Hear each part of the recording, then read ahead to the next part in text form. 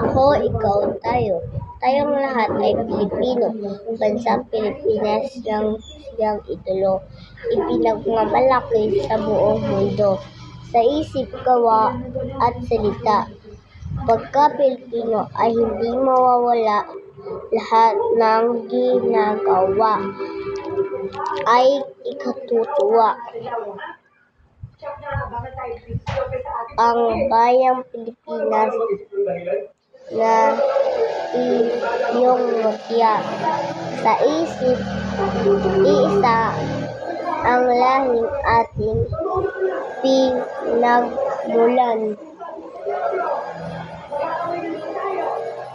Kaya't nararapat